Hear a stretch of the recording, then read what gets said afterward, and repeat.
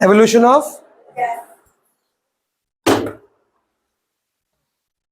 हम पढ़ रहे थे कैरेक्टरिस्टिक्स ऑफ केमिकल इक्वेशंस, कि केमिकल इक्वेशन जब होती है तो पता कैसे लगता है कि केमिकल इक्वेशन हो गई है। तो सबसे पहले क्या चीज थी, एवोल्यूशन ऑफ गैस, कि कोई भी धुआं निकला है तो मतलब पता लग गया है कि केमिकल इक्वेशन हैज टेकन, ये chemical reaction has taken place. Clear?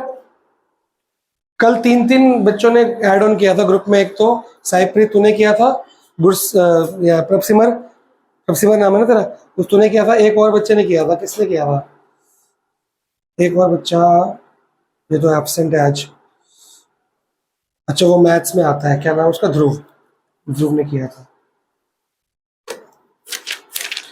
लिखो जी आगे, सॉरी मार्क करेंगे आगे। नेक्स्ट पॉइंट क्या है आपका, एवोल्यूशन गैस के दोनों एग्जांपल्स के इक्वेशन बना दी मैंने, बुक दे तो बेटा, ये लीजिए, मार्क कर लिया, तेरे पास बुक का है, दी नहीं अभी, ठीक है शेयर करो। कौन सा वाला बेटा, जब सोडियम कार्बोनेट को पानी के HCl के अंदर, एसिड के अंदर मिलाएंगे, एक तो सोडियम क्लोराइड बना, फिर H2O बना, और फिर क्या बनी, CO2 गैस, कार्बन, तो कार्बन डाइऑक्साइड गैस ने क्या बताया कि गैस तो है ना ये, तो मतलब अगर गैस निकल रही है तो chemical equation has taken place. तू परसों नहीं आया था, कल नहीं आया था, क्यों नहीं आया था, सिर में दर्द हो रहा था, तो कल की क्लास कैसे करेगा फिर, कल रिकॉर्ड तो की नहीं मैंने, नहीं कल थोड़ा जल्दी आ, फिर 1 घंटा पहले आओ, मैं 9th के साथ तेरे को बैठ के समझा दूंगा, और उनको बीच में तेरे हेल्प कर दूंगा। वो आरडी शर्मा आया तेरे पास, ग्रुप में मैंने PDF भेजी है, ठीक है, वो मेरी आरडी शर्मा से होमवर्क कर लियो, कल दिक्कत हो जाएगी, समझ नहीं आएगा अगला पॉइंट। कोशिश करो 10th क्लास से छुट्टियां कम मारो, 9th में कवर अप हो जाता था, 10th में कवर अप नहीं कर पाओगे तुम लोग, क्योंकि बहुत फास्ट लेवल चलेगा 10th में। अभी तो मैं बहुत स्लो चल रहा हूँ, मैं खुद ही आपके लेवल पे आ जाऊंगा फास्ट। स्कूल से जो मई जून की छुट्टियां होंगी ना, स्कूल से 2 चैप्टर आगे निकल चुके होंगे हम पहले, तो छुट्टियां हो गई तो आपका निकलता रहेगा, फायदा कुछ नहीं है। अब फॉर्मेशन ऑफ प्रेसिपिटेट, किसी बच्चे को स्कूल से पता लगा कि प्रेसिपिटेट क्या होता है, मलाई समझते हो, दूध के बर्तन में साइड मलाई जम जाती है, अचार पिकल के जो बर्तन वेसल होता है साइड में पिकल जमा रहता है, या झाग आ जाती है कई बार, वो अलग सेमी सॉलिड चीज जो अलग से ऊपर आ गई है या नीचे चिपक गई है, उसको क्या बोलते हैं, प्रेसिपिटेट। अगर हमने कोई चीज को किसी चीज में मिलाया और उसमें एक किसी भी कलर का प्रेसिपिटेट, कोई झाग, कोई सेमी सॉलिड मलाई जैसे चिपक गई है, या सेटल डाउन हो गई है, या ऊपर फ्लोट कर रही है, उसको हम बोलते हैं प्रेसिपिटेट। अगर ऐसा हो गया है तो मतलब chemical reaction has taken place. ये सेकंड निशानी है कि केमिकल रिएक्शन हुई है। मार्क करेंगे, some chemical reactions are characterized by formation of precipitate. माने लिखने की जरूरत, डर कर जाती है तू, लिखने की जरूरत नहीं, जब आप बुक लेके आओगे मैं आपको यही बुक दूंगा, आप इसको देख के मार्क कर लेना। जिनके पास बुक नहीं है, जब वो लाएंगे तो क्लास से अदर 15-20 मिनट पहले आ जाना और वो पिछला सारा मार्क कर लेना। तो लिखने के तो मतलब बुक दे दूंगा ना अपनी वाली, उससे मार्क कर लेना। आगे भी मार्क करेंगे इसी को कंटिन्यूएशन में। For example, when potassium iodide, कोई बच्चा मेरे को वैलेंसी चार्ट लायो कि रहेगा घर पे, लायो अभी मेरे पास है, नहीं दे रहा हूं, फोटोकॉपी तो कर लिया मैंने।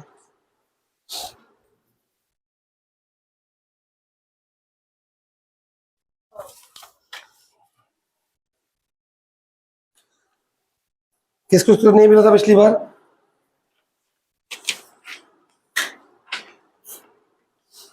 बेटा संभाल के रखना, ग्रुप में इसका PDF भेज दूंगा, वैसे मैं है तेरे पास, याद तो इसके बगैर काम ही नहीं चलेगा, है आपके पास। चलो आप इसमें से देख के, बुक में क्या एग्जांपल लिखा है, पोटेशियम आयोडाइड, तो बताओ पोटेशियम आयोडाइड का फॉर्मूला आप बना के बताएंगे मेरे, है निकालो। आयोडाइड बुक में लिखा ना एग्जांपल, पोटेशियम आयोडाइड। मैंने आपको 9th क्लास में लिखाया था, अगर ऑक्सीजन किसी केमिकल के पीछे आ रही है तो ऑक्साइड बन जाती है, जैसे कार्बन डाइऑक्साइड।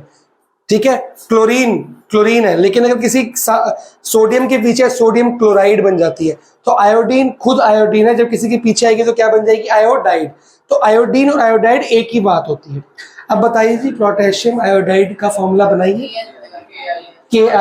दोनों की वैलेंसी कितनी कितनी है, 1 1। तो क्या बना formula, capital Ki। Potassium iodide solution is added to a solution of, क्या लिखा है बुक में, लेड नाइट्रेट। समझाया तो है ही नहीं कुछ, मैं तो बता रहा हूँ। फॉर्मूला बनाना नहीं आएगा तेरे को, लास्ट लाइन पढ़ना बेटा। तो नेक्स्ट पेज पे आ गया, हम तो पीछे ही हैं अभी। पोटेशियम आयोडाइड के सॉल्यूशन को किसके सॉल्यूशन में डाल रहे हैं हम, लेड नाइट्रेट। लेड नाइट्रेट का फॉर्मूला बनाइए बेटा, खुद बनाने हैं इस साल, तभी से केमिस्ट्री आएगी, मैं तो बना ही दूंगा।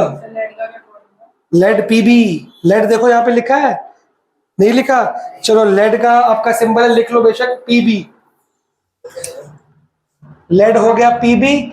अब मेरे को नाइट्रेट NO3 होती है, लेड की वैलेंसी है आपकी 2, NO3 की कितनी है, NO3 की कितनी लिखी है, चेक करो, नाइट्रेट 1। फॉर्मूला क्या बन गया, PbNO3 होल ट्वाइस। ये जो 2 है ये पूरे के साथ जाएगा, पूरे के साथ, पूरे ब्रैकेट के साथ। मुझे को याद नहीं 2 है, लेकिन उसकी वैलेंसी और 22 पता नहीं कितना है, याद नहीं आ रहा मेरे को, 12 तो नहीं है। चलो, लेड नाइट्रेट, जब ये 2 जाएगा ना इधर, क्रॉस मल्टीप्लाई होता है ना, तो ये N के साथ या 3 के साथ नहीं जाएगा, ये पूरे होल के साथ जाएगा। पढ़ते कैसे हैं, PbNO3 होल ट्वाइस। तो जब पोटेशियम आयोडाइड को लेड नाइट्रेट से मिला देंगे तो बुक क्या कह रही है, क्या बना है, क्या बना, लेड आयोडाइड। तो लेड ये रहा, आयोडाइड ये रहा। अब बताओ जी क्या बनेगा फॉर्मूला, अरे लेड आयोडाइड। फॉर्मूला तो बना पहले, ये तो गलत लिखा है मैंने, सही फॉर्मूला तो बनाओ, PbI2, क्योंकि Pb की वैलेंसी 2 है, I की तो 1 ही है, यहां से पता लग रही है। फिर क्या बचा मेरे पास, देखो Pb यहां पे आ गया, इसका फर्स्ट पार्ट आया, इसका सेकंड, तो इसका फर्स्ट पार्ट बच गया और इसका सेकंड, तो क्या बचा, K बचा, और एक क्या बचा, NO3। अब बताओ क्या बनेगा फॉर्मूला, NO3 की तो 1 होती है, और K की भी कितनी, सोडियम सॉरी पोटेशियम की कितनी होती है, 1 ही होती है, तो KNO3। बेटा वैलेंसी यार, मैंने तो फॉर्मूले बनाया, मैंने तो कुछ किया ही नहीं, बुक में लिखा है। बुक कह रहा है जब मैं लेड आयोडाइड को, सॉरी पोटेशियम आयोडाइड को लेड नाइट्रेट में मिला रहा हूं, तो एक लेड आयोडाइड और पोटेशियम नाइट्रेट बच रहा है। तो जब मैं लेड आयोडाइड निकाल दिया, लेड निकल चुका था, आयोडीन निकली, क्या बचा मेरे पास, K और NO3, तो K और NO3 इकट्ठा लिख दिया मैंने। फिर इनकी वैलेंसी चेक करी, इसकी 1 है, इसकी मैंने फॉर्मूला बन गया। तो पूरी 10th क्लास में यही करना है आपने, पता होना चाहिए ना, सिर्फ 2 चीजें आपको मिल गई तो ये आपको याद करनी है, इसलिए बुक में लिखवा रहा हूं मैं आपको, ठीक है जी। अब इसमें प्रेसिपिटेट कौन सा है, ये कि ये बुक बताएगा, देखो क्या बता रहा है book, a yellow precipitate of lead iodide, मतलब इसके नीचे आप कलर लिखोगे येलो और साथ में लिखोगे प्रेसिपिटेट। फोटो बनी हुई है आपकी बुक पे, चेक कर सकते हो, साइड साइड पे येलो कलर नीचे जमा हो रहा है, साइड पे भी नीचे भी हो रहा है। तो lead iodide, sorry potassium iodide के अंदर जब मैं लेड नाइट्रेट मिला रहा हूं, तो लेड आयोडाइड का एक प्रेसिपिटेट सा जमा हो रहा है, मेरे को देखने में वो दिख रहा है येलो कलर का मलाई झाग सी, तो मैं बोलूंगा भैया ये केमिकल रिएक्शन हुआ है। इस तरह से किसी भी 2 रिएक्शंस को जब तुम मिलाओ, 2 सॉल्यूशंस को मिलाओगे, अगर प्रेसिपिटेट बन जाता है तो मतलब केमिकल रिएक्शन। पहला क्या पढ़ा, अगर धुआं निकलता है इवोल्यूशन ऑफ गैस, तो दूसरा प्रेसिपिटेट, दोनों भी हो सकते हैं, एक भी हो सकता है, ठीक है जी। इसमें एक और एग्जांपल है, नीचे लास्ट लाइन मार्क करेंगे, the chemical reaction between sulphuric acid, equation आप खुद बनाएंगे जी। सल्फ्यूरिक एसिड का फॉर्मूला लास्ट टाइम बताया था बच्चों ने, H2SO4 प्लस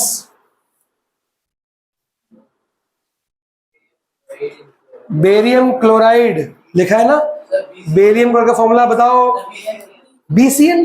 Ba, पहले बेरियम का सिंबल तो याद कर, बेरियम का सिंबल क्या है, Ba, क्लोरीन का Cl। अब बताओ वैलेंसी के हिसाब से क्या बनेगा, चेक करो ना, बेरियम की वैलेंसी कितनी है और उसकी कितनी है, चेक करके बताओ चार्ट में।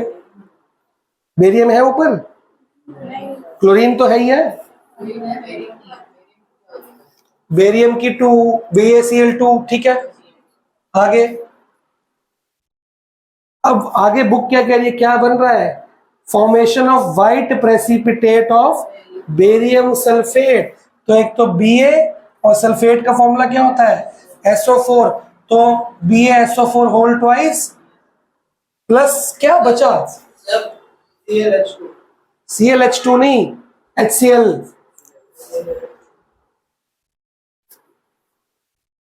बेटा H और Cl बचा ना, H पहले आएगा ना, H की वैलेंसी 1, Cl की वैलेंसी 1, तो HCl है, लिख लो जी।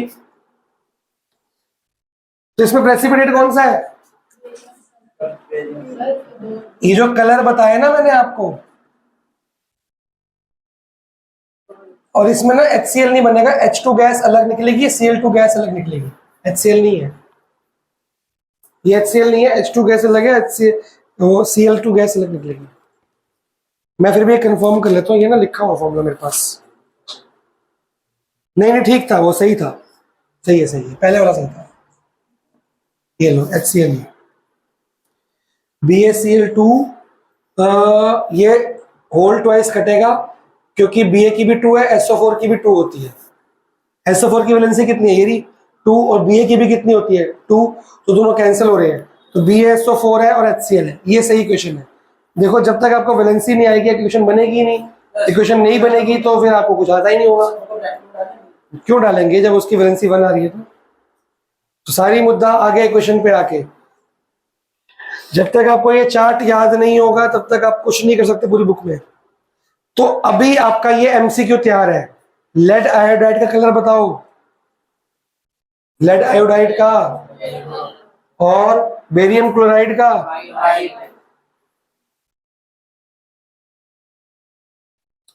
तीसरा क्या पॉइंट है बुक में, चेंज इन प्रेसिपिटेट बनना अलग बात है, कलर चेंज होना अलग बात है। कलर अगर मैंने कोई 2 केमिकल्स मिलाए और जो तीसरा केमिकल बना उसका कलर अलग है, चेंज हो गया कलर, अगर कलर चेंज हो रहा है मतलब chemical reaction has taken place. Clear हुआ, लिखो जी, मत करो।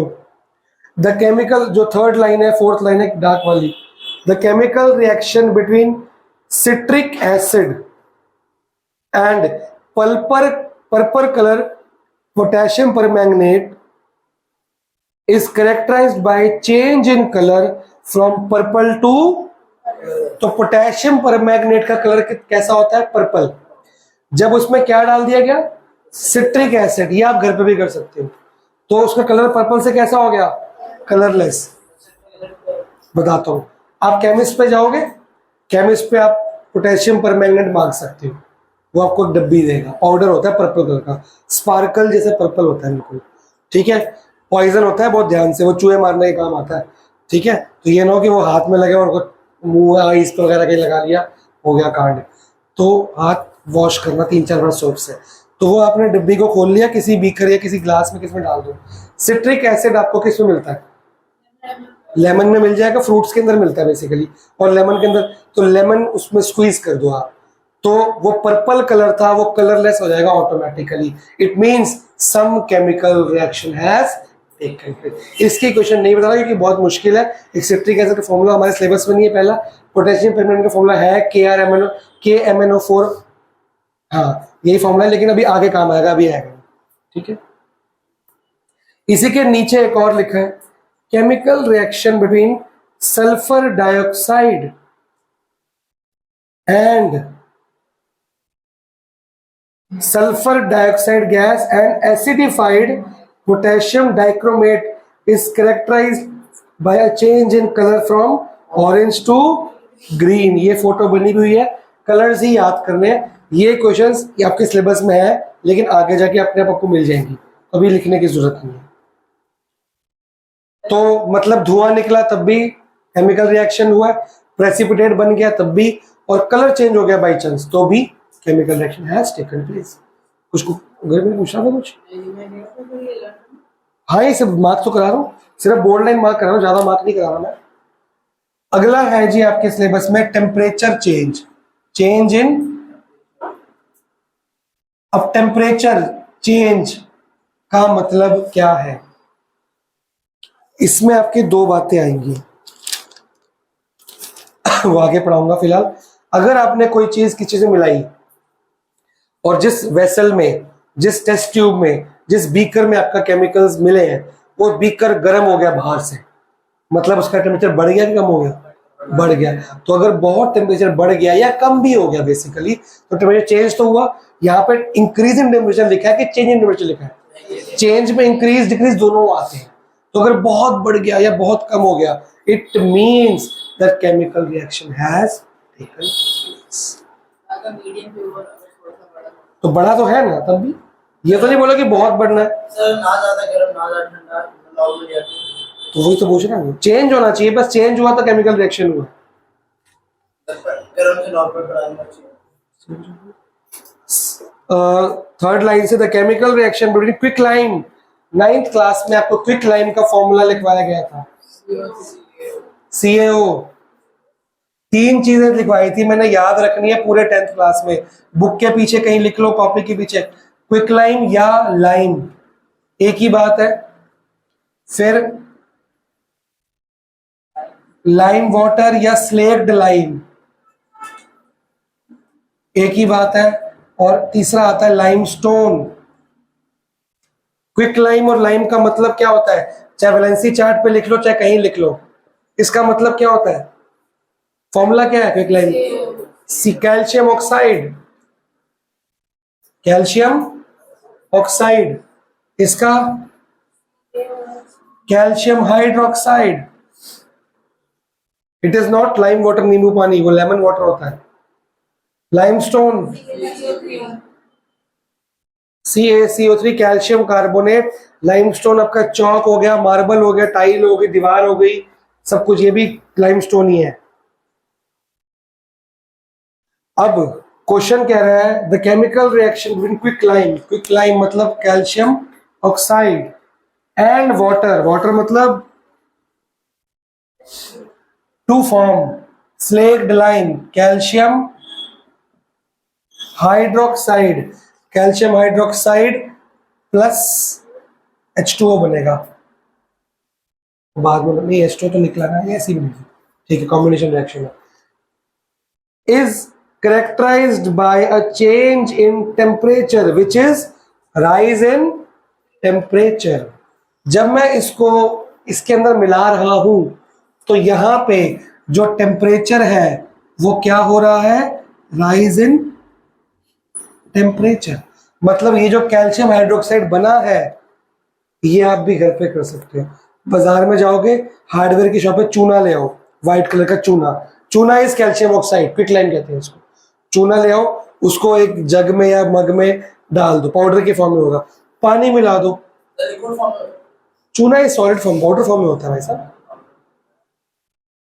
उसको अंदर पानी मिलाओगे, पानी मिला के उसको किसी चीज से हिलाओगे, जब उसको हिलाओगे ना, उस बीकर को हाथ लगा के देखना गर्म हो चुका होगा, और उसके आपको हीट भी महसूस होगी, गरम गरम हवा आ रही होगी वहां से।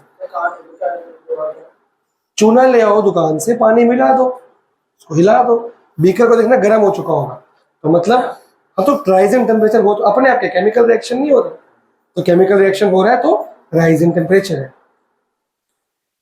ठीक है। नीचे भी लिखा है द केमिकल रिएक्शन, देखो फोटो भी बनी हुई है चूने वाले की, जो मैं कह रहा हूं आपको चूना घर पे करना है, एक फोटो बनी हुई है, ये आप कर सकते हो इजीली आप। द केमिकल रिएक्शन में जिंक ग्रेन्यूल्स, जिंक ग्रेन्यूल्स का फॉर्मूला ये क्वेश्चन में लिखवा चुका हूं, पता कहां लिखवाई मैंने आपको, फर्स्ट पार्ट में एवोल्यूशन ऑफ गैस में, सेम रिपीट हो रही है। Zinc granules plus dilute sulphuric acid, इसके अंदर हमारा क्या बना था, ZnSO4 बनी थी प्लस H2 गैस निकली थी। तो हमने कहा था गैस निकल रही है तो एवोल्यूशन ऑफ गैस है तो केमिकल रिएक्शन है। वही सेम यहां भी आ गई, यहां भी आपका टेम्परेचर क्या हो गया, राइज हो गया। ये जो टेस्ट ट्यूब होगी ये बहुत गर्म हो चुकी होगी। तो मतलब केमिकल रिएक्शन का मतलब नहीं कि एक ही चीज होगी, कोई भी दो तीन चीजें इनमें से कुछ भी हो सकता है, सब कुछ भी हो सकता है। तो कोई एक भी होगी तो भी हो केमिकल रिएक्शन। नीचे लास्ट लाइन भी मार्क करेंगे। भाई मार्क करना है, क्या करना है, अच्छा ये लिख रहा है, ये जो लिखने का काम है ये बुक में लिखना है। यहाँ पे पूरे साल में इतने क्वेश्चन इसी पेज पे लिखेगा, जैसे जैसे आएंगी वहां इसी जगह लिखनी, बाकी जगह लिखी लिखी मिलेंगी आपको। ज्यादा क्वेश्चन लिखनी नहीं है, बुक में ऑलरेडी मार्क करनी है। कंप्लीट बड़ी अच्छी बुक है, सब कुछ इनबिल्ट है, जो नहीं है वो लिखवाता रहूंगा मैं। सबसे नीचे की केमिकल इक्वेशन क्या है, the chemical reaction between barium hydroxide and ammonium chloride to form barium chloride, ammonia and water. ये भी आपकी क्या है, चेंज इन टेम्परेचर। कोई बच्चा इसकी क्वेश्चन बना के दिखाएगा मेरे को, लास्ट जो लिखी है बेरियम हाइड्रोक्साइड, पहले बेरियम हाइड्रोक्साइड बनाओ। बेरियम का वैलेंसी 2, हाइड्रोक्साइड की वैलेंसी, तो क्या बना, बेरियम हाइड्रोक्साइड बन गया। 2 इसके साथ 1 इसके साथ, क्लियर हो गया।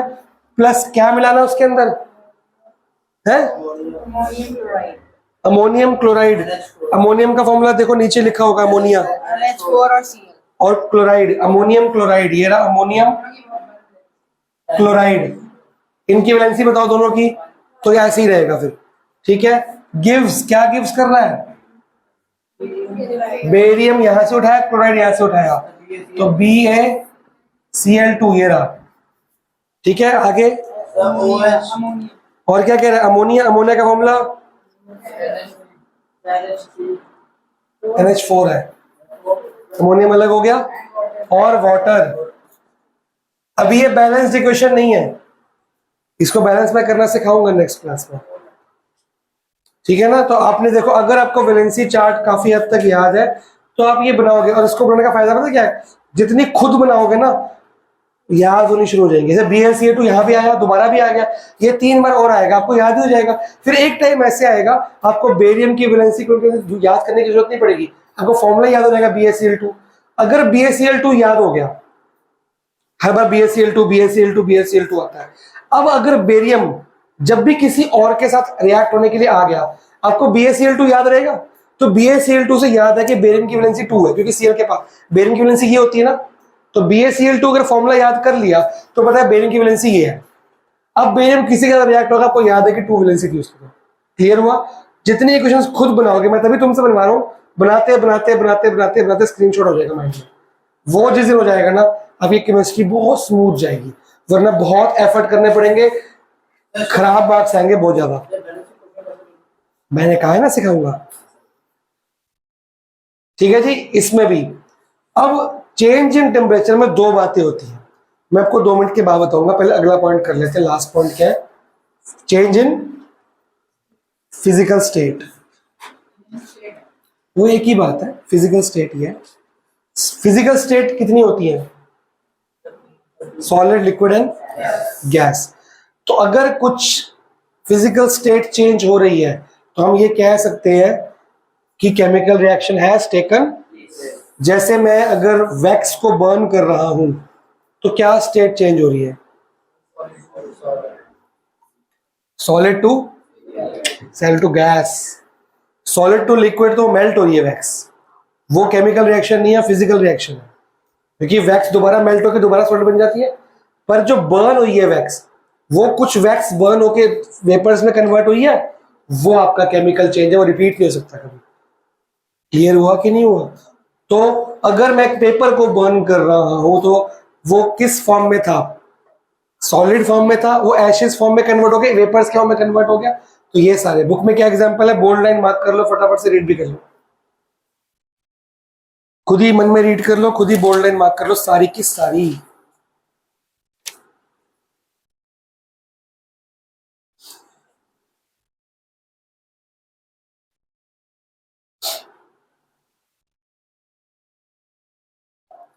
जब मैं कैंडल को जलाता हूं तो उसमें क्या क्या हो रहा है?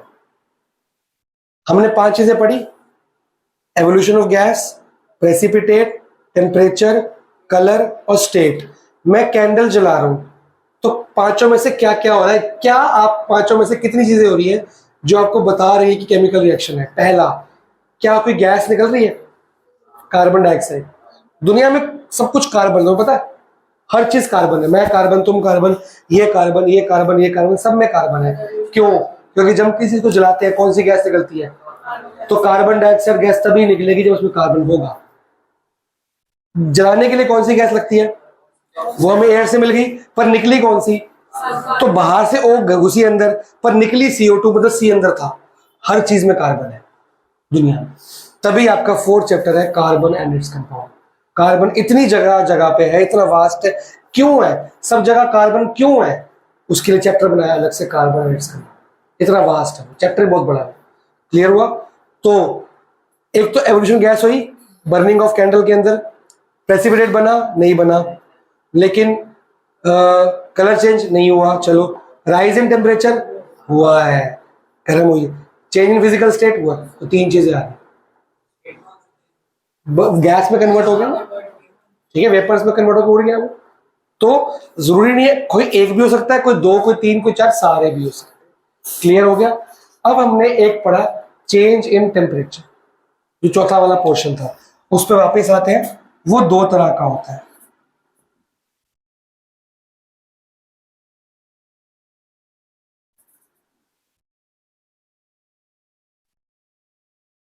एंडोथर्मिक और, या फिर ये आगे करा दो, रुक जाओ एक मिनट।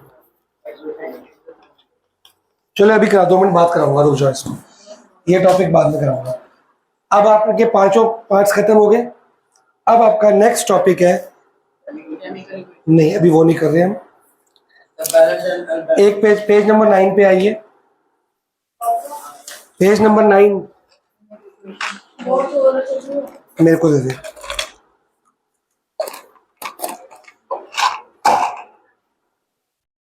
प्राइम में डाल के घुमाया था ना इसको,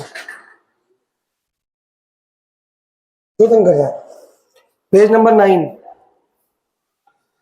हाउ टू मेक, या टू मेक इक्वेशंस या केमिकल इक्वेशंस मोर इनफॉर्मेटिव।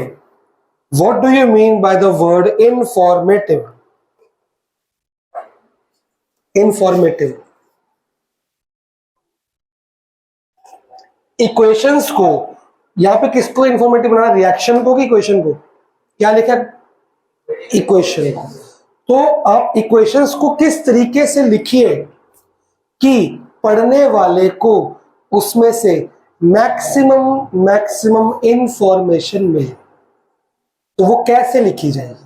वो 3 तरीके से लिखी जाएगी। जैसे एक इक्वेशन थी,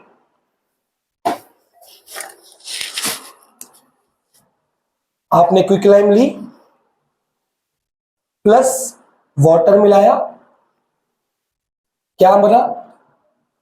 स्लेट लाइम या लाइम वाटर। ठीक है, अब ये तो हो गई सिंपल इक्वेशन। इसमें से हमें कोई इंफॉर्मेशन मिल रही है या फिर नहीं मिल रही? कि ये 2 चीजें मिल रही हैं, एक पानी है, एक हमको कुछ चीज मिल रही है। अब इसको मैं और कैसे इंफॉर्मेटिव बनाऊं कि कोई नया बंदा पढ़े, या ऑलरेडी एक साइंटिस्ट जिसको आता है वो पढ़े, उसको मैक्स टू मैक्स इंफॉर्मेशन, या एक स्टूडेंट को मैक्स टू मैक्स इंफॉर्मेशन मिल सके। तो फर्स्ट केस क्या लिखा है? By indicating the physical states of the reactant and the product. Reactant कौन सी साइड थी? और प्रोडक्ट राइट साइड। तो फिजिकल स्टेट्स लिख दो। अब फिजिकल स्टेट्स जो होते हैं वो 4 तरह के होते हैं केमिस्ट्री में। अगर कोई चीज सॉलिड में है तो उसके साथ हम ब्रैकेट S लगा देते हैं। जैसे मैंने आपको बोला बाजार से चूना लेके आए, वो पाउडर की फॉर्म में है, पाउडर मतलब सॉलिड, तो मैं यहां पे ब्रैकेट में S लगा दूंगा। अगर कोई चीज लिक्विड की फॉर्म में है तो मैं यहां पे L लगा दूंगा।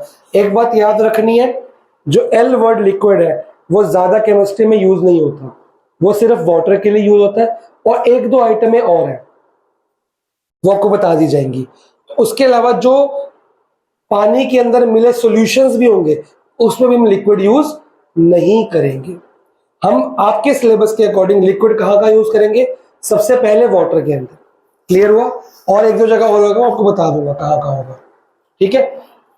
अब तीसरा आपको बताया गया है गैसियस फॉर्म में, तो आप क्या लगा दोगे, अगर कोई और गैस निकलती CO2H2 तो हम ब्रैकेट में क्या लगाते, स्मॉल g। और अगर कोई सॉल्यूशन बन जाता है पानी के अंदर मिला हुआ, एक्वस सॉल्यूशन बन जाता है, हम A और Q, जैसे मैं यहां पे क्या लगाऊंगा, A और Q। अब इससे बताओ क्या इन्फॉर्मेशन मिल रही है, पहले से बेटर हो गया कि हाँ सर ये सॉलिड की फॉर्म में था, ये लिक्विड की फॉर्म में, अब ये एक्वस बन गया। लिक्विड का aqueous, semi solid, semi liquid solution हो गया। एक्वस सॉल्यूशन, पानी के अंदर कुछ भी मिलाओगे या सॉल्यूशन में कुछ भी मिलाओगे तो क्या बनेगा, एक्वस सॉल्यूशन बनेगा। तो जितनी बोल्ड लाइन है इसके अंदर नीचे दिख रही है आपको, नहीं बोल्ड लाइन में नहीं लिखा, मैं रीड करता हूं, आप मार्क करेंगे। सबसे पहले तो ऊपर की 1 2 3 तीनों की तीनों बोल्ड लाइन मार्क कर लो। मैंने खाली फर्स्ट पढ़ाई है लेकिन तीनों मार्क कर लो फिलहाल। फिर जो मैं रीड करूंगा वो आप मार्क करेंगे नंबर 1 के अंदर। To indicate the physical state of reactant and products in an equation, एक लाइन छोड़ के, solid state is indicated by symbol S, liquid state is indicated by symbol L, L के साथ में ब्रैकेट में H2O लिख दो, L के साथ में ब्रैकेट में H2O लिख दो। Aqueous solution is indicated by symbol AQ, gaseous state is indicated by symbol small g। अब नीचे देखो इक्वेशन दिख रही है ZnH2SO4, पहली नहीं दूसरी वाली, वो वाली मार्क करो। Zn के साथ में क्या लिखा है, S, H2SO4 का AQ, फिर ZnSO4 को भी AQ, और H2 का क्या लिख दिया उन्होंने, गैस। क्लियर हुआ? अब मोर इंफॉर्मेटिव बन गई है। नीचे एक और इक्वेशन है लाइम वाटर वाली, अगर लाइम वाटर AQ जो मैंने यहाँ AQ बनाई है इसके अंदर क्या मिला दूंगा, कार्बन डाइऑक्साइड गैस मिला दूंगा, जो G से बनी हुई है, तो CaCO3 सॉलिड, जो दीवार पे पेंट है ये सॉलिड है ये, और H2OL वाटर मिलेगा। बेटा ये सॉलिड है, जब सॉलिड बन चुका अभी लिक्विड फॉर्म में है, ये तो कह रहा। इसके अंदर हमने गीला पेंट किया था, वो था ये, एयर से क्या मिल गई, क्या लिखा है यहाँ पे, कार्बन डाइऑक्साइड। यहाँ पे इधर ध्यान दो क्या लिखा है, क्या मिल गई, तो इसके अंदर कार्बन डाइऑक्साइड ने इसको सुखाया, सुखा के ये सॉलिड बन चुका है। लास्ट लाइन की जो लास्ट जो पेज पे नंबर से नीचे वो यही दिखा रही है, जो आपने स्लेट लाइन या लाइम वाटर बनाया वो पेंट है आपका, जब वो वॉल्स पे अप्लाई किया आपने तो उसने एयर से क्या उठाई, कार्बन डाइऑक्साइड गैस, और वो क्या बन गया, सॉलिड। पपड़ी है सॉलिड। नेक्स्ट पेज पे आएंगे, नंबर 2 पॉइंट, इसको वेरी वेरी इंपॉर्टेंट मार्क करो अपनी बुक में, नंबर 2 पॉइंट को। To indicate the heat changes in the reaction. अब ये जो हीट चेंजेस है ये दो तरीके से आते हैं।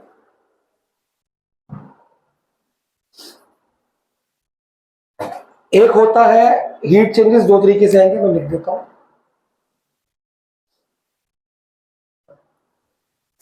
एक होता है कि हीट, हमने दो केमिकल्स मिलाए, हीट निकली, अपने आप ही गर्म हो गया, वो एवोल्यूशन ऑफ हीट होती है।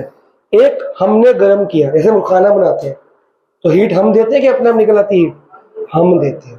फोटोसिंथेसिस एक प्रोसेस है जो लीव्स में होती है, उसमें हीट निकलती है कि हीट लेते हैं, हीट सनलाइट से देते हैं, सनलाइट से हीट मिलती है तभी फोटोसिंथेसिस होती है। लेकिन रेस्पिरेशन, जो हम सांस लेते हैं उसमें हमारे मुंह से कौन सी गैस निकलती है, कार्बन, वो गर्म होती है, तो रेस्पिरेशन में हीट निकलती है, लेकिन फोटोसिंथेसिस में हीट लेते हैं।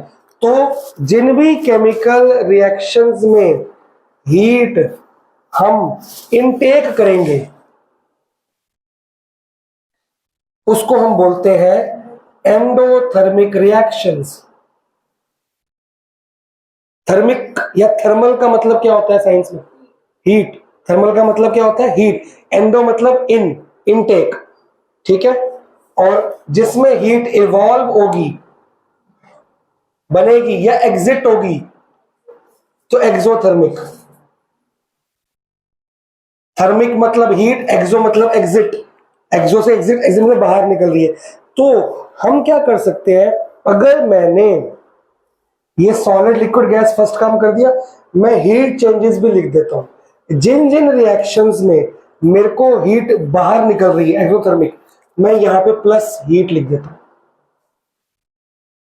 और इंफॉर्मेटिव होगी कि नहीं होगी, होगी कि नहीं?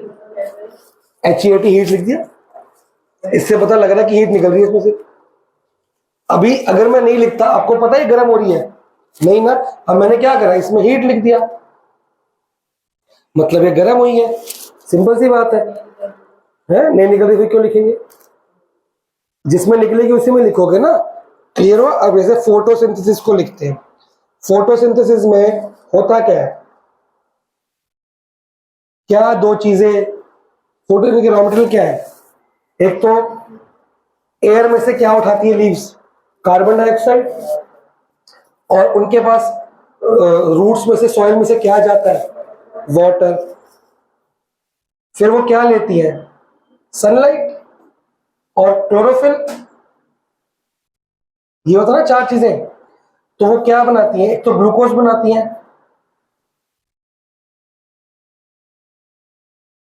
और एक क्या बनाती है, ऑक्सीजन। ये दो चीजें बनाती है ना। तो ये सनलाइट है, ये लाइट क्या है, एक एनर्जी है। तो मैं यहां पे हीट लिख सकता हूं। अगर मैंने एरो के ऊपर हीट लिखा या मैंने यहां पे प्लस हीट लिखा तो वो एक ही बात है। थोड़ा घुमा दे इसको ना, मैं बिल्कुल रोडी रहा चुका है, ऐसा पैदल घुमा ले। हाँ, अगर हीट इवॉल्व होती है उसको बोलते हैं एक्सोथर्मिक। तो आप प्रोडक्ट साइड हीट लिख दोगे। एक्सोथर्मिक में कहां पे हीट लिखोगे आप, प्रोडक्ट साइड। एंडोथर्मिक में आप हीट या तो आप लिख दो रिएक्टेंट साइड, या आप एरो के ऊपर भी लिख दो, कोई फर्क नहीं पड़ता। रिएक्टेंट साइड लिखी या एरो के ऊपर लिखी, एक ही बात होती है। क्लियर हुई? आप हीट के अलावा हीट का सिंबल भी यूज कर सकते हो। जैसे मैं यहां पे हीट ना लिख के ये डेल्टा सिंबल यूज कर लूंगा। डेल्टा ट्रायंगल जैसा दिखता है ट्रायंगल नहीं, ग्रीक वर्ड है ये, ठीक है। अगर आपको कहीं पे डेल्टा सिंबल दिख गया बुक में, मतलब वो हीट का सिंबल है। अगर यहां पे या यहां पे है, मतलब इस इरेक्शन में हीट देनी पड़ती है, वरना इरेक्शन ये होगा ही नहीं है। अगर आपको डेल्टा सिंबल यहां पे दिख गया तो मतलब इसमें हीट निकलेगी। तो जिसने पढ़ी वो रिएक्शन करने से पहले ध्यान रखेगा इसमें से हीट निकलेगी, थोड़ा दूर हो जाऊंगा। और इसने पढ़ी उसको पहले पता कि जब तक मैं गर्म नहीं करूंगा उस चीज को, रिएक्शन होगा ही नहीं। तो मोर इंफॉर्मेटिव हो गई। तो जिनमें हम हीट देते हैं वो एंडोथर्मिक है, जिनमें हम हीट निकालते हैं वो हम नहीं निकालते, अपने हम निकलती है। बेटा ये एंडोथर्मिक हम दे रहे हैं, ये बाहर निकल रही है, ये प्रोडक्ट साइड। हाँ और क्या, पूरा पूरा फर्क है। मार्क करें, समझ आ गया? एंडोथर्मिक एक्सोथर्मिक के ऊपर क्वेश्चन बहुत ज्यादा आता है। मैं जितना पढ़ूंगा सिर्फ उतना मार्क किया जाएगा। Those reactions in which heat is evolved, evolved के ऊपर लिख दो produced, are known as exothermic reactions. नीचे जो C+O2 लिख रहा है, पहला फॉर एग्जाम्पल लिख दो उसको। C को साथ में देखो S लिखा हुआ है, C मतलब कार्बन है लेकिन सॉलिड फॉर्म में है, O2 गैशियस फॉर्म में, गिव्स CO2 गैशियस फॉर्म में प्लस हीट। अब देखो कितनी समझ मिल गई कि जब ऐसे होगा तो हीट भी निकलेगी। ये इवॉल्व हो रही है तो ये एक्सोथर्मिक है कि एंडोथर्मिक है? अगर प्रोडक्ट साइड है तो एक्सोथर्मिक है। नीचे मार्क करो द बर्निंग, ये C+O2 पता क्या हो रहा है, किसी भी चीज को हम जला रहे हैं, आग लगा रहे हैं। द बर्निंग ऑफ कार्बन, किसी भी को आग लगाओगे कार्बन तो उसमें होती है, और आग जलाने के लिए गैस कौन सी लगती है, O। तो C+O2 गिव्स, कौन सा धुआं निकलता है, CO2, because heat is involve in this reaction. And आगे भी मार्क करना है, an exothermic reaction is indicated by writing plus heat और प्लस हीट एनर्जी और जस्ट प्लस एनर्जी भी लिख सकते हो on the product side of the equation. नीचे इसके दो एग्जांपल्स और हैं, वो भी मार्क कर लो आप। एक मीथेन गैस वाला दिख रहा है, वो मार्क भी करो, नीचे की बोल्ड लाइन मार्क करो। हाँ, नेचुरल गैस वाली। और ऑल कंबशन रिएक्शन, कंबशन का मतलब क्या होता है? आग जलाने वाले रिएक्शन। जितने भी कंबशन होते हैं CO2 गैस निकलती है, तो सारे कौन से होते हैं? गैस CO2 निकल रही है, गर्म ही निकल रही होगी, तो सब में हीट एनर्जी इवॉल्व हो रही है, सारे are exothermic reaction. Bold line the glucose वाली, दिस ग्लूकोज वाली भी मार्क करनी है आपने। जो इक्वेशन दिख रही है C6H12O6 दिख रही है, ये मार्क करो और इसका नाम दो रेस्पिरेशन। नीचे लिखा ही है वैसे तो, respiration is also an exothermic reaction.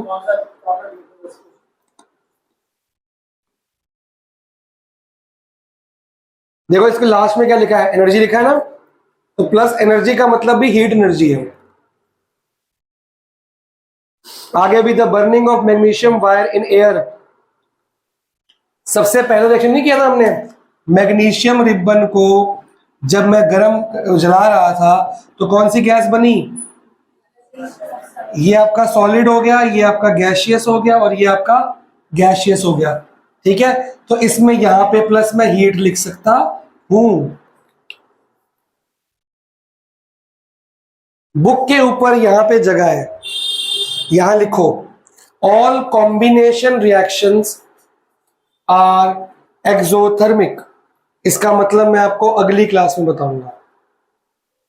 आपको अभी कॉम्बिनेशन रिएक्शन कईयों को पता हो, शायद स्कूल में पढ़ाया हो, कईयों को नहीं पता तो बता दूंगा। All combination reactions are exothermic.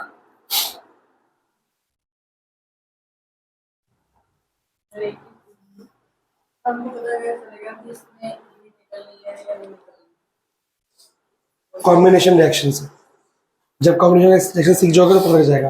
अगर कोई चीज़ कॉम्बिनेशन रिएक्शन में आ रही है वो आपको आइडेंटिफाई करना सिखाया जाएगा, तो हीट उसमें इस साइड ही आएगी।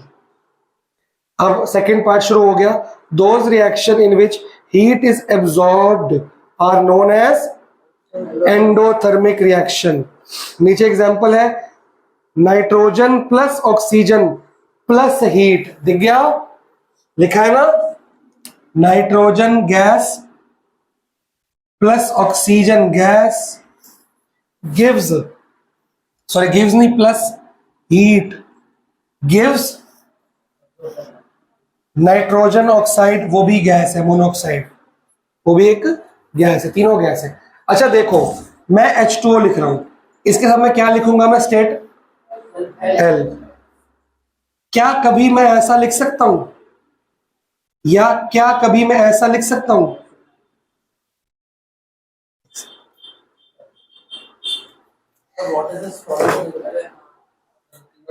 यस, अगर किसी रिएक्शन में H2S में लिखा है मतलब ये आइस है, ये वाटर नहीं है, अब ये आइस है, आइस का होना भी H2 होता है। अगर ये ऐसा तो ये स्टीम है, वाटर वेपर है ये, तो आपको इंफॉर्मेशन मिली कि नहीं मिली कि हमने केमिकल, अब मैंने खाली ऐसे लिखा प्लस H2O, आपको पता लग रहा है पानी होगा, लेकिन उसमें तो स्टीम ऐड करनी थी, उसमें तो आइस ऐड करनी थी, तो ये आपको मोर इंफॉर्मेशन दे रहा है कि नहीं दे रहा है? तो ये एक ही फॉर्मूला और 3 स्टेट्स में आ सकता है।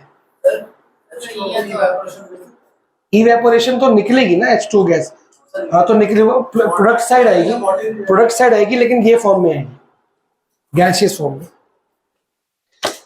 ठीक है जी, आगे एक एग्जांपल मार्क कर लिया आपने। नीचे, an endothermic reaction is usually indicated by writing plus heat और प्लस हीट एनर्जी और just plus energy on the reactant side of the equation. अब ये कहां लिख रहा हूं? रिएक्टेंट साइड, या मैं इसके ऊपर लिख सकता हूं, कोई फर्क नहीं पड़ता। अब ऊपर एक बहुत इंपॉर्टेंट लाइन लिखी है, all decomposition reaction are endothermic reaction. All decomposition reactions are endothermic. इसको इंपॉर्टेंट मार्क करो, BQ नहीं है पर इंपॉर्टेंट है। नीचे ये वाली क्वेश्चन मैंने यहां पे लिखी थी, नहीं इसके बाद की, sorry, calcium carbonate plus heat gives calcium oxide and carbon ये भी आपको देखो हीट लिखा है ना, मार्क कर लो। नीचे photosynthesis is an endothermic reaction, मैंने भी लिखा, ये लिखा हुआ फोटोसिंथेसिस, ठीक है ना। इसकी क्वेश्चन बुक में लिखी हुई है, लेकिन नेक्स्ट पेज पे लिखिए, बाद में मार्क कराऊंगा, पहले भी इसी को मार्क करो। Photosynthesis is an endothermic reaction. This is because sunlight energy is absorbed during the process of photosynthesis by green plants. आगे, the electrolysis of water to form hydrogen and oxygen is an endothermic reaction. Electrolysis of water. अगर मैं water को तोड़ता हूं, electricity pass करता हूं, तो दो चीजें मिलेंगी, एक तो हाइड्रोजन मिलेगी और एक, तो इसको तोड़ने के लिए भी मेरे को हीट लगती है, ये भी एक एंडोथर्मिक रिएक्शन। तो हमने दो चीजें पढ़ी, पहला इनकी फिजिकल स्टेट्स लिख दो, दूसरा अगर हीट एब्जॉर्ब या हीट इवॉल्व हो रही है तो वो प्लस हीट एब्जॉर्ब इधर, प्लस हीट इवॉल्व इधर, एंडोथर्मिक उधर, एक्सोथर्मिक इधर, ये लिख दो, इससे पता लग जाएगा कि और इंफॉर्मेशन मिल जाएगी। तीसरा एक और चीज है, हम इसको और इंफॉर्मेटिव कैसे बना सकते हैं, पढ़ो। To indicate the conditions under which reaction is taking place, जो रिएक्शन है वो किस कंडीशन में टेक प्लेस कर रहा है, वो कंडीशंस लिखनी। जैसे आपने लिखा कि सर हीट दे रहे हैं, वो हीट कोई डिग्री सेल्सियस होगी, मान लो 100 डिग्री सेल्सियस पे पानी बॉईल हो रहा है, तो हम क्या करेंगे, यहां लिख देंगे एरो के ऊपर 100 डिग्री सेल्सियस, खाली हीट मत लिखो ना, क्या लिख रहे हो 100 टेम्परेचर, फिर कोई एटमॉस्फेरिक प्रेशर होगा, वो कितना एटमॉस्फेरिक प्रेशर है, 300 atm एटमॉस्फेरिक प्रेशर हो गया, ठीक है। ये आपने कुछ एक्स्ट्रा कंडीशंस लिख दी, इससे और ज्यादा इंफॉर्मेशन हमें केमिकल इक्वेशंस के बारे में, ये इसलिए सिखाया है जिन्होंने साइंस लेनी है आगे, उनको आगे केमिकल इक्वेशन से पाला पड़ने वाला है, चाहे पीसीबी लो चाहे पीसीएम लो, तो यही सब पढ़ने वाला है, क्लियर है। तो यहां से सीख के जाओगे, बेस पक्का बनेगा। तो इसके अलावा तीसरी चीज है, एक तो टेम्परेचर, प्रेशर, इसके अलावा आपका आता है कैटलिस्ट। किसी को पता है कैटलिस्ट क्या होता है? कैटलिस्ट वो स्पाइसेस होते हैं, मसाले होते हैं, केमिकल्स होते हैं जो हम केमिकल रिएक्शन में डालते हैं, पर वो उसके अंदर टेक प्लेस नहीं करते, ना वो रिएक्टेंट साइड दिखते हैं ना वो प्रोडक्ट साइड। मैंने आपको फर्स्ट क्लास में कहा था कि law of conservation of mass है, जो केमिकल्स एलिमेंट्स यहाँ होंगे वही यहाँ पर होंगे, ना नए आएंगे ना हम खत्म होंगे। पर कैटलिस्ट ना इधर लिखते हैं ना इधर लिखते हैं, एरो के पास लिखते हैं। वो इसलिए डालते हैं, वो केमिकल रिएक्शन की तो स्पीड बढ़ा देते हैं, और उनके बगैर वो केमिकल रिएक्शन हो ही नहीं सकता। तो वो केमिकल रिएक्शन डालते जरूर है, पर उनका रोल सिर्फ केमिकल रिएक्शन को टेक प्लेस और स्पीड अप करने का होता है। उन चीजों को क्या बोलते हैं हम? कैटलिस्ट। तो वो कैटलिस्ट कौन से तुम यूज कर रहे हो, वो कहीं तो लिख, तुमने यहां भी नहीं लिखे, तुमने यहां भी नहीं लिखे, तो कहीं तो लिखने पड़ेंगे ना, वो कहां लिखोगे? एरो के ऊपर। क्लियर हुआ? अब मार्क करेंगे, साथ साथ समझेंगे। इफ द हीट मिला, पैराग्राफ पूरा मार्क किया जाएगा और पढ़ा जाएगा। स्लो पढ़ना, एक एक वर्ड को ध्यान से समझ, ये ना पहला पैराग्राफ पूरा का पूरा मार्क किया जाएगा और पूरा का पूरा पढ़ाया जाएगा। बहुत स्लो पढ़ो, एक एक वर्ड को इंपॉर्टेंस दो। मिल गया? करो, पढ़ो। वो नहीं, यही है, हाँ ठीक है।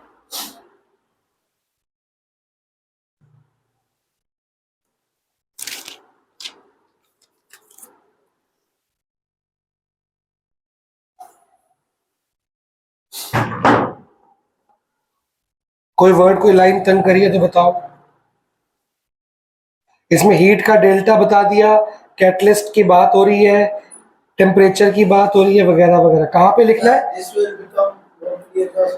अरे दिस वे मोर के नीचे एग्जाम्पल बोल रहा है, इंग्लिश लिखी सिंपल कि ज्यादा क्लियर होगा। एग्जाम्पल नीचे एग्जाम्पल मार्क करें। अब व्हेन पोटेशियम क्लोरेट, फॉर्मूला क्या बन रहा है?